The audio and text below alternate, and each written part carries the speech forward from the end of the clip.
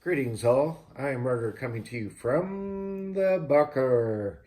Today, let's talk about getting back to the basics. So this weekend, actually yesterday, I was involved in a community event. I was part of the planning and the execution of a community event where it was estimated 2,300 people came through the event during the course of the day. At any one time, I think, the high side we might have had maybe 400 people on site at any one time, probably averaged about 200, maybe 250 throughout the day. So it was an all day event.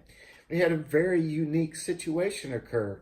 This is an event that I'm involved with every year, gone through several years, and I try to kind of debrief and learn something every time we do this. And with my training, I got a little bit of combat medic training, also, just my interest in first aid, do a lot of self study, EMT self study stuff. I don't get a chance to practice that, so definitely an amateur.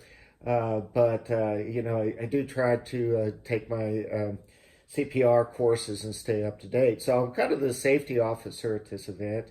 And on site, we do have very comprehensive first aid kits. And then I supplement that, what I call, with my personal trauma kits. A couple pieces out of my trauma kit here.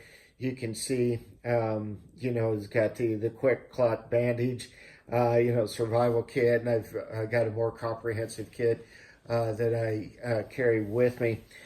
These are some of the examples of things I have in there.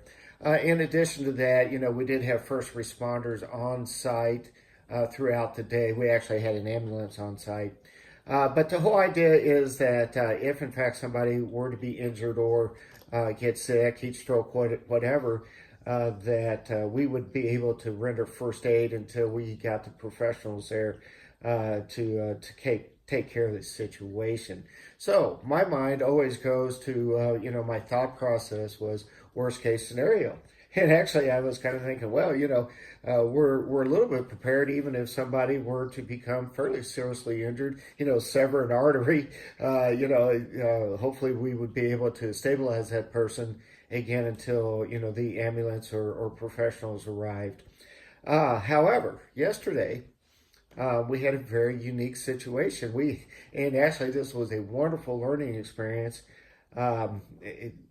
These very nice people had brought their pet, actually a dog, to the event, and the dog had an allergic reaction, and its face swelled up, its eyes were swollen shut. It was having trouble breathing. Obviously, the animal was under a lot of stress and in distress.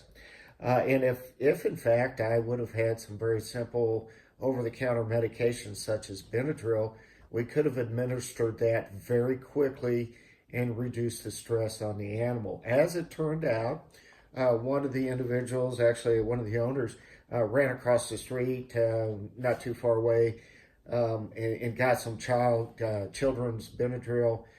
We were able to administer that to the dog, and within 15 minutes, the dog was kind of bopping around. Ears had perked up, and then it was just like a child. Then it went to sleep and slept off the Benadryl, and within the hour, the dog was breathing very well, even though its face was still swollen, but it was obviously out of any immediate danger. So the point here is, yes, I do think we need to think through some significant, maybe worst case, black swan events, and do planning, training, preparation for those type things. But it's funny that something very simple can kind of trip your plans up. The old saying is, our plans will not survive, contact with the event. So, if in fact you don't have the basics, a lot of times then you will be scrambling at the last minute. So, viewers, subscribers, leave your comments down below. If you have any examples of, when the basics have failed you, please let us know. As always, I am Ruger coming to you from the bunker. Let's be careful out there.